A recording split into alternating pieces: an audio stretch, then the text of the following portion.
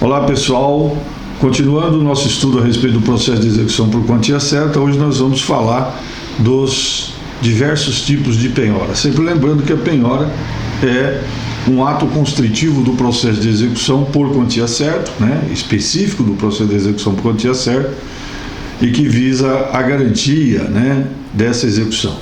Hoje nós falaremos a respeito da penhora em dinheiro, inclusive da penhora online, da penhora em crédito do executado, seja representado por título, seja não representado por título, da penhora sobre dívidas de dinheiro a juros, ou direito a rendas, ou sobre prestações periódicas que porventura o devedor tenha direito para com terceiros, Nós falaremos da penhora de cotas ou das ações, das sociedades personificadas.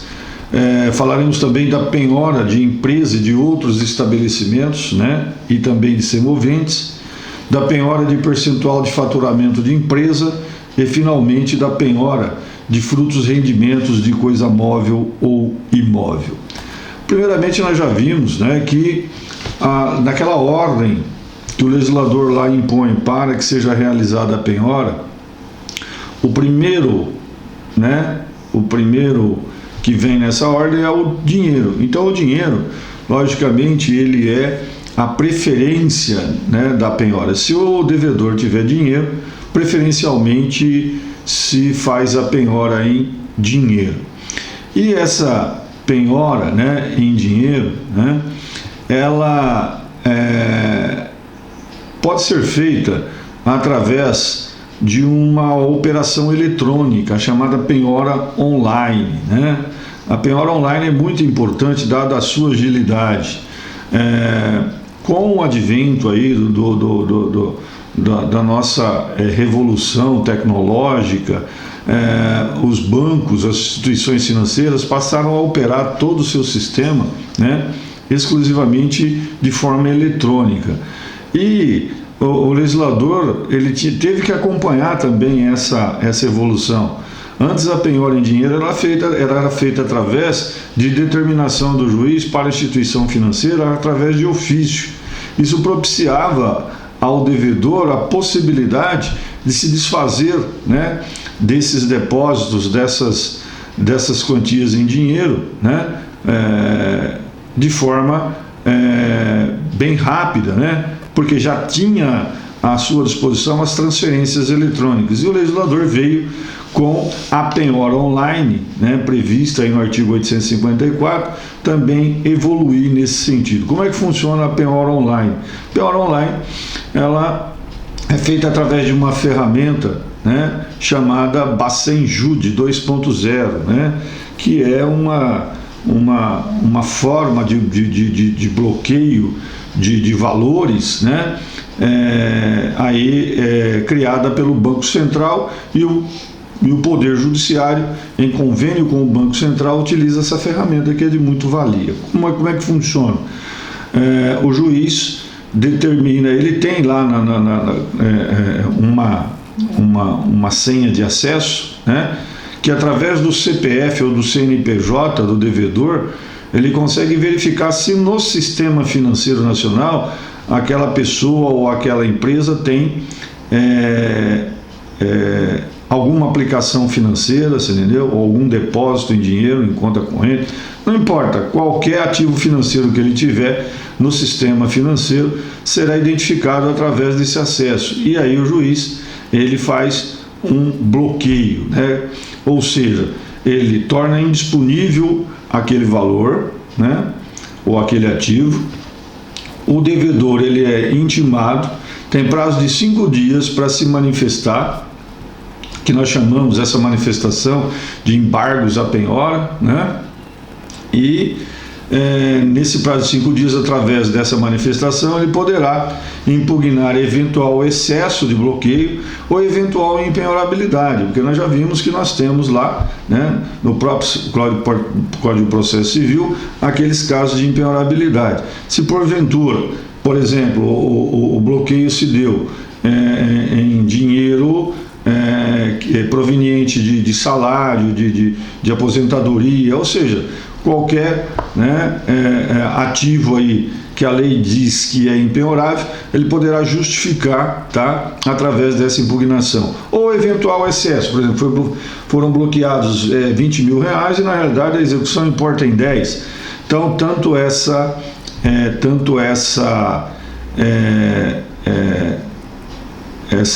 impenhorabilidade ou o excesso, né, de bloqueio poderá ser alegado nesse chamado embargos à penhora, que o devedor tem aí um prazo de 5 dias contados da intimação da indisponibilidade. Então, no primeiro momento, o legislador, né, ele diz que o juiz ele determina a indisponibilidade e depois do prazo para os embargos à penhora, e se não for caso de retificar ou de excluir aquela indisponibilidade, transforma-se em penhora automaticamente essa indisponibilidade, né? Isso é o que diz lá o artigo, né, 854, né, no caput do artigo 854. E esses embargos aí, né, a penhora é aquele previsto no parágrafo 3º, né, do artigo 854 do CPC. Então a penhora online ela é, né, de suma importância aí para a efetividade do processo de execução na forma do artigo 854. Não que a penhora online hoje ela seja feita só em quantia em dinheiro, só em ativo financeiro. Hoje já se permite que se faça a penhora online também de bens móveis, de bens imóveis, né? Nós temos outras ferramentas aí à disposição do juiz, né, para que possa assim fazê-lo. O ARISP, né, que é uma ferramenta que nós temos no estado de São Paulo, é uma ferramenta dessa. A Infojude também é uma ferramenta dessa que nós já comentamos, inclusive, né, na aula passada. Uma outra penhora, né, que pode ser feita, que também é de grande valia para a efetividade do processo de execução, mas aí depende muito, né, do exequente, né, fazer essa identificação, é a penhora em crédito do executado, né? A penhora em crédito do executado também é possível. Como é que funciona? O devedor executado ele tem um direito para com o terceiro, né?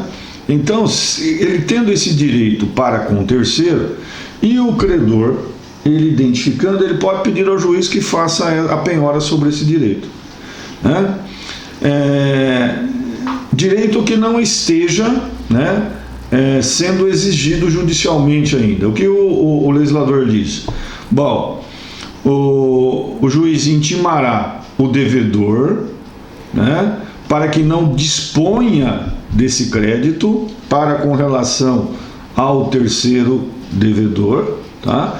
E intima o terceiro, tá, aquele que deve para o devedor executado, para que ele não pague ao executado. Quando vencer-se a obrigação, ele deposite diretamente nos autos. Então funciona assim: A executa B, B tem um crédito com relação a C, A pede a intimação de B para que não disponha do crédito, tá, que é o devedor executado, e pede também a intimação do C, que é aquele terceiro que deve ao executado, dizendo para ele: ó, quando você for pagar, você não pague ao executado, você deposite nos autos. Por quê? Porque se porventura o devedor executado, depois da intimação, ele dispõe do crédito, ou o terceiro faz o pagamento ao devedor executado, esse pagamento será feito em fraude de execução, ou seja, para o processo de execução ele não será válido, tá? E aí aquele terceiro que devia para o devedor executado, ele será obrigado a pagar novamente, será obrigado a depositar nos autos. É lógico que ele tem direito de regresso, se ele tiver que pagar novamente, ele tem direito de regresso para com o devedor executado, que é, né, aquele, né, para quem ele deveria, né, pagar antes da intimação da penhora. Então, a penhora de crédito, ela é perfeitamente possível, mesmo que não esteja representado por nenhum documento, que é o caso do artigo 855. Agora, quando a penhora ela for feita, né, em crédito que o executado tenha para com o terceiro, mas que esteja representado por um título de crédito, ou seja, por um cheque, por uma nota promissória, por uma duplicata, né? Nesse caso fica mais simples, né? Por quê? Aí o credor pedirá que seja feita a apreensão, né, dessa cártula, desse título, né? E aí fica mais fácil, porque feita a apreensão do título, na forma do artigo 856, né? Quando o título se vencer, né, ele será posto em cobrança, e aí, uma vez satisfeito o crédito do título, esse valor será depositado em juízo. É o que diz aí, né, o artigo 856. Diz lá: penhora de crédito representado por letra de câmbio, nota promissória, duplicata, cheque ou outros títulos, far-se-á pela apreensão do documento, esteja ou não em poder do executado, né? E esse terceiro, gente, né, ele só se desonerará da obrigação quando ele depositar em juízo a importância devida, né? Então, aquele terceiro que foi intimado, né, para que não pague o devedor na época do vencimento, né, ou que teve o título apreendido, se ele quiser ficar livre dessa confusão, ele vai lá e deposita em juízo o valor, tá, do crédito, e aí estará ele, né, tranquilo, né, não terá mais o problema, né, de ser incorporado aí no processo de execução. Na realidade, ele não vai ser tratado como parte, né, mas ele vai se envolver aí nessa discussão, tá? Bom, o crédito do devedor que ele tem com relação a um terceiro poderá estar ou não ajuizado. Então, se ele ainda não ajuizou nenhuma ação, tá, com relação àquele crédito que ele tem com o terceiro, o procedimento são dois, né? Se o crédito não estiver representado por um título, bom, o terceiro ele é intimado para não pagar o devedor é intimado para não dispor do crédito. E se assim o fizerem, né? Se assim não o fizerem, haverá a chamada fraude de execução. Se o crédito estiver representado por um título de crédito, faz-se a apreensão do título de crédito, né? Em ambos os casos, o terceiro ele se livrará dessa confusão caso deposite nos autos o valor, né? Agora, pode ser que esse direito que o devedor executado tenha para com o terceiro esteja já sendo tutelado através de uma ação judicial. Se assim ocorrer, né, também haverá a possibilidade de se fazer essa penhora. Mas quando o direito do devedor contra terceiro já estiver sido ajuizado, nós teremos o que chamamos penhora no rosto dos autos, né? Essa disposição ela se encontra, né, no artigo 857 e no artigo 860. Por quê? Esse direito, já estando ajuizado, o credor ele pedirá a penhora, e a penhora será feita através de termo nos autos em que a ação do devedor contra o terceiro estiver sendo desenvolvida. Como é que funciona? O juiz expede mandado, o oficial de justiça vai até o ofício judicial, né, onde o processo está tramitando, e perante o escrivão ou o chefe da secretaria dessa vara judicial, ele vai lá apresentar o mandado e vai ser feito um termo de penhora, tá, na primeira folha do processo, tá? Se é processo físico, você virou a capa, na primeira folha já vai ter um termo de penhora. Por que chamado penhora no rosto dos autos? O legislador atual não insistiu nessa terminologia, mas é uma é uma terminologia adotada já há muito tempo, que agora mesmo com o novo CPC ela continua sendo adotada. No rosto dos autos, porque ela está ali na primeira página, né? Para aqueles que abrirem o processo já tenham conhecimento, né? Aí dessa penhora. E se for processo eletrônico, também lá, né, no processo eletrônico, tem lá uma posição de destaque em que esse termo de penhora estará lá, né, fixado, justamente para aqueles que acessarem o processo tenham um contato aí, né, fácil, né, com esse termo de penhora. Feita a penhora, né, dessa forma, como chamamos de no rosto dos autos, o que acontece?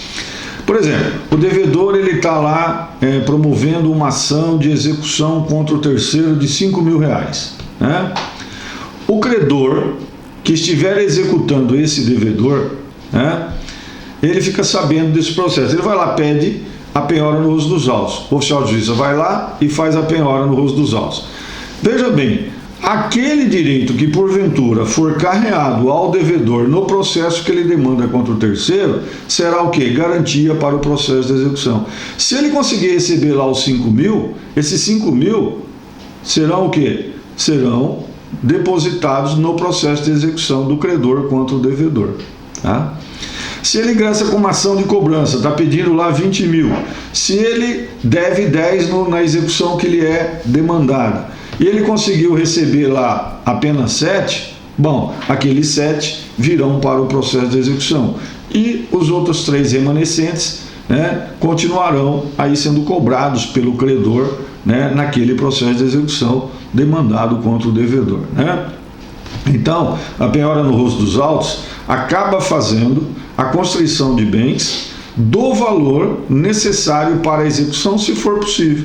Se o valor lá daquela ação não for suficiente para quitar o processo de execução, o processo continua pela quantia remanescente. Se sobrar, paga-se o processo de execução, mais custas, honorários e tudo mais, e o restante devolve-se ao devedor.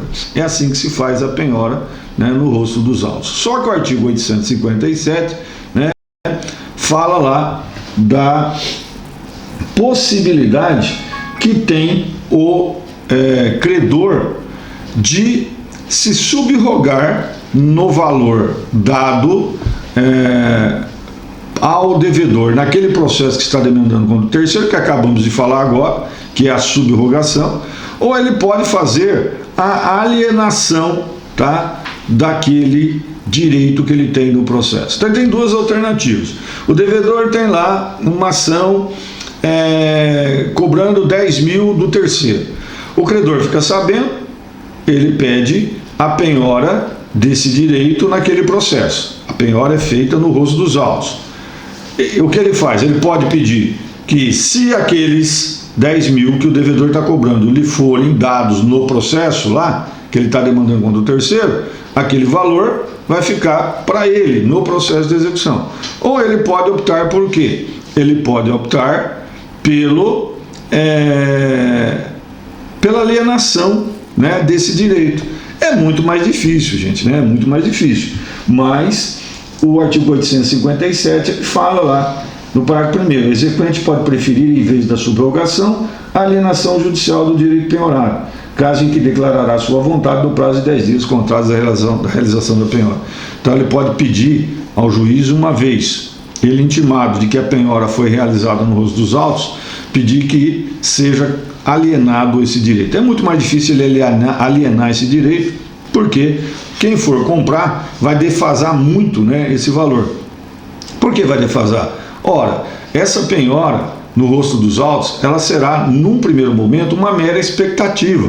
Por quê? Se porventura o devedor, naquele processo que demanda contra o terceiro, ele for o perdedor, o credor aqui ele fica sem nada. Então, ele só terá o direito, né, que o devedor teria contra o terceiro, né, na medida em que garanta o processo de execução, se, logicamente, o devedor for o vitorioso naquela ação. Então, há esse risco ainda dele não receber ao final. Por isso que essa alienação que o credor pode fazer desse direito da penhora online, ele, para alienar a terceiros, ficará muito mais difícil. Pode até conseguir, mas por um valor bem baixo, né? Então a melhor forma mesmo é ele subrogar-se nos direitos do devedor naquele processo que ele demanda contra o terceiro. Isso se esse devedor for o vitorioso. Bom, outra possibilidade é a penhora sobre dívida de dinheiro a juros, né? De direito a rendas ou de prestações periódicas, previsto no artigo 858.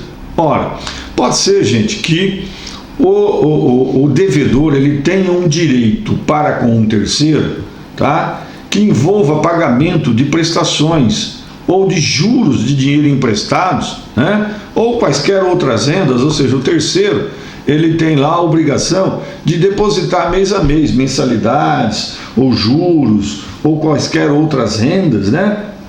Nesse caso, o legislador diz no artigo 858 que o credor poderá, na medida em que, né, esses juros, essas rendas, essas mensalidades forem sendo depositadas, né, ele poderá ir levantando, né, e aí, à medida em que vai levantando essas prestações, vai se abatendo de acordo com as regras da imputação e pagamento. Mas para isso, primeiro ele tem que ter pedido ao juiz que intimasse o terceiro, aquele que deve ao devedor executar, para que no momento do pagamento das rendas, das mensalidades, tal, dos juros, né, ele deposite nos autos. É aquela mesma regrinha. Se o terceiro não depositar nos autos, poderá ser obrigado a depositar, né, novamente, né? Se ele tiver pago diretamente ao devedor executar, ele será exigido que se deposite novamente. Então também é a possibilidade aventada, né, aí no artigo 858.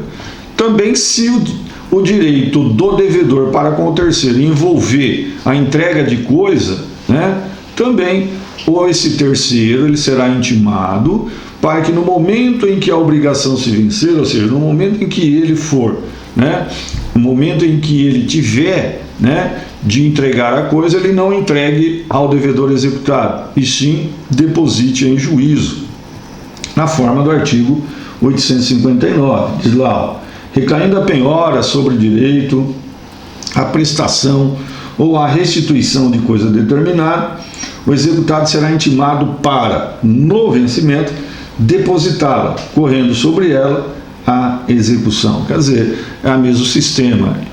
O juiz manda intimar o terceiro para que entregue a coisa quando ele tiver a obrigação legal de entregar, mas não ao devedor executado, mas sim a deposite no processo. E o devedor executado também ele é intimado para que não, né, disponha daquela coisa, porque a partir do momento em que há penhora no rosto dos autos, se o direito ali discutido for, né, carreado ao devedor executado, esse direito será lá, você entendeu? Penhorado para garantia até o limite da execução por quantia certa, né? Bom, também há como se fazer a penhora de cotas ou ações de sociedades, né? O código anterior ele falava somente da possibilidade de se fazer a penhora de cotas das sociedades empresárias, né? Mas nós não temos só as chamadas sociedades empresárias, né? Nós temos as sociedades simples e as empresárias. Também agora o legislador ele trata, né, com relação às sociedades simples. Permite que seja feita a penhora, né, em cotas ou ações de sociedades, tanto as simples, ou seja, aquelas que se reúnem pessoas, né, para a prestação de serviços, né, caso, por exemplo, do escritório de advocacia na forma de sociedade de advogados, ou vários dentistas que se unem, né, para prestarem serviço, e a sociedade empresária, né, que é aquela, né, que tem destinação comercial propriamente dita, ou seja, que se destinam à comercialização de bens e produtos, né, de bens, serviços ou produtos. Então essas sociedades elas eram as mais comuns, mas agora as sociedades simples também, né, são muito utilizadas. E o artigo 861, ele permite lá, dizendo que penhoradas as cotas ou ações de sócio em sociedade simples ou empresário, tanto sociedade simples quanto empresário, o juiz assinará prazo razoável não superior a 3 meses para que a sociedade. Então, e aí o artigo 861, ele, nos seus incisos e parágrafos, trata aí de toda, né, solenidade para que essas cotas sejam aí penhoradas. O importante é que também as cotas das sociedades, sejam simples empresárias, servirão para a garantia, né, do processo de execução contra o devedor integrante dessas sociedades, né? Só não é permitido, segundo o legislador, a penhora de ações de sociedades anônimas de capital aberto, né? Quando assim for, essas ações serão penhoradas e serão devidamente alienadas na Bolsa de Valores. Também a penhora de empresa, né, e de outros estabelecimentos e de semoventes, né, permitido aí no artigo 862, né? Quando é uma empresa, gente, não é empresa, o legislador fala estabelecimento comercial, industrial ou agrícola, né? Quando for um estabelecimento desse tipo, o que o legislador manda fazer? Faz-se a penhora do estabelecimento comercial, nomeia-se um depositário administrador, entendeu? De preferência que seja um diretor dessa empresa, desse estabelecimento comercial, né? Para que ele, através de um plano de administração previamente aprovado pelo juiz, possa fazer a administração, né, dessa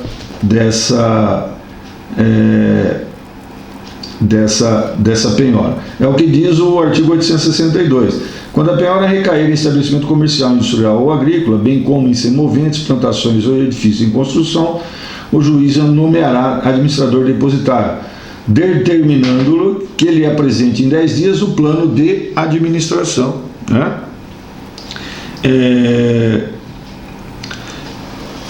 Para quê? Para que essa empresa, né, uma vez ela penhorada, né, ela possa continuar realizando a sua finalidade social. Você vai penhorar um estabelecimento comercial, agrícola, né, ou semoventes, tal, isso tem que ser conservado e em determinadas situações tem que continuar o seu funcionamento.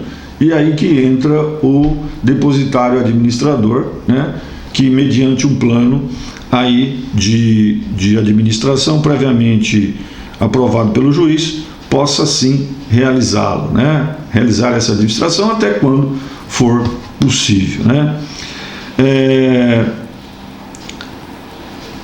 No caso de empresa que funcione mediante concessão ou autorização, por exemplo, essas empresas de ônibus dos municípios, né, que funcionam aí mediante concessão ou autorização, existe um interesse social, né, para que essas empresas elas continuem funcionando. Por isso o legislador, apesar de permitir, né, a penhora dessa empresa, né, ele dá um sistema diferente dessa penhora. Então, é isso que nós vamos ver a partir de agora. Bom, como eu estava falando, quando a empresa a ser penhorada, ela você entendeu? Ela é de concessão do serviço público, né? Nesse caso, a penhora ela funciona aí através de um procedimento especial, né? Procedimento específico. Diz lá o artigo 863, a penhora de empresa que funcione mediante concessão ou autorização far-se-á conforme o valor do crédito, sobre a renda, sobre determinados bens ou sobre todo o patrimônio, e o juiz nomeará como depositário de preferência um dos seus diretores.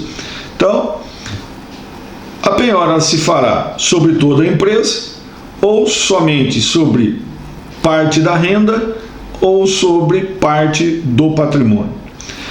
E o legislador diz que quando a penhora recair sobre a renda ou determinados bens, esse depositário administrador que é nomeado, que de preferência deverá ser um dos diretores dessa empresa, ele apresentará o quê? Ela apresentará um plano de administração, dizendo, ó, esse valor aí da execução, ele pode ser pago, por exemplo, em 25 parcelas de R$500.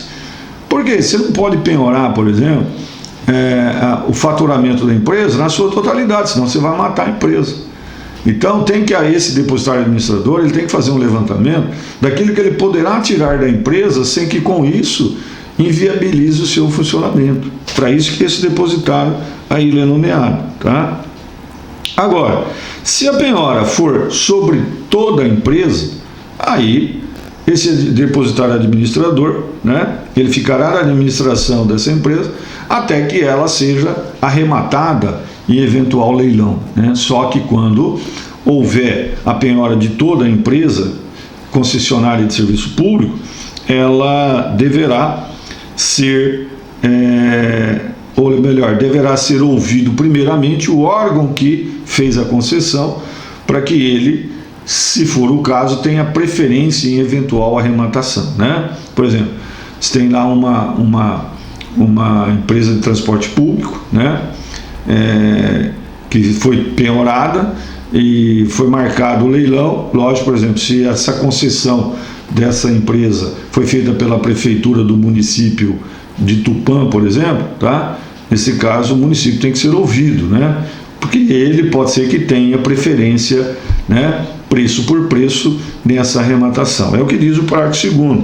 Recaindo a penhora sobre todo o patrimônio, prosseguirá a execução em seus ulteriores termos, ouvindo-se antes da arrematação ou da adjudicação o ente público que houver outorgado a concessão. Isso é o que nos ensina o artigo 863. Bom, então vimos que empresas, né, estabelecimentos comerciais, industriais, agrícolas, semoventes, edifícios em construção, tal, poderão ser também penhorados. Poderá ser penhorado frutos e rendimentos, poderão ser penhorados somente parte do patrimônio, ou poderá ser penhorado todo o patrimônio, e o artigo 863 ele nos ensina aí, né, como se dará cada tipo de penhora aí especificado. Outra curiosidade é com relação a navios e aeronaves, né? Navios e aeronaves são bens móveis, mas são bens móveis de forma especial, né? Inclusive navios e aeronaves, mesmo sendo bens móveis, eles podem ser levados à hipoteca, né? Coisa que, na regra geral, somente se dará com relação a bens imóveis. Um navio, né, ou uma aeronave, se porventura for penhorado, primeiramente, ficará como depositário o próprio executado. E o executado poderá continuar operando esse navio ou essa aeronave, tá, com propósitos financeiros, né? E aí vem aquela história, se for possível o pagamento da execução somente com os rendimentos, né, que esse navio ou aeronave eles proporcionarem, que se faça a penhora somente nos rendimentos.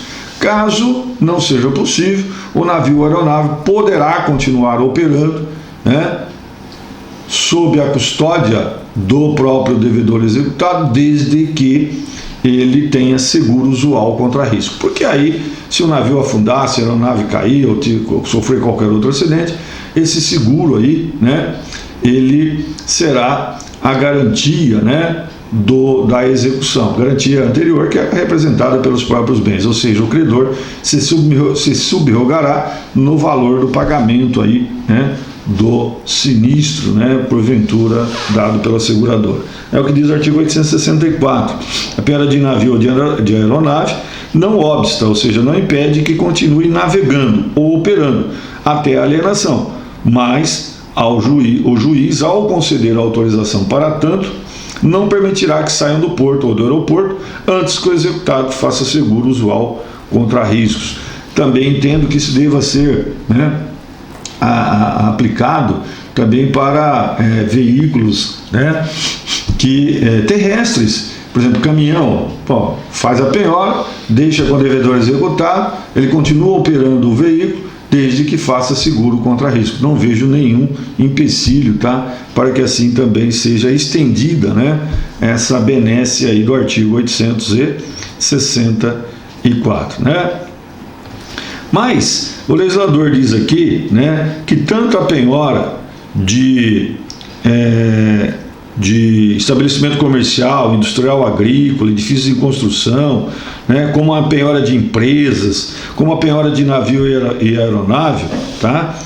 Elas só serão feitas no próprio bem, né, caso não haja possibilidade de se adotar um meio mais eficaz para a satisfação do crédito. Eu já disse isso. Se for possível não penhorar um navio ou aeronave, se for possível não penhorar a empresa, o estabelecimento comercial, industrial, agrícola, a construção, o edifício em construção, e penhorar somente parte do patrimônio ou rendimentos, que assim seja feito, né?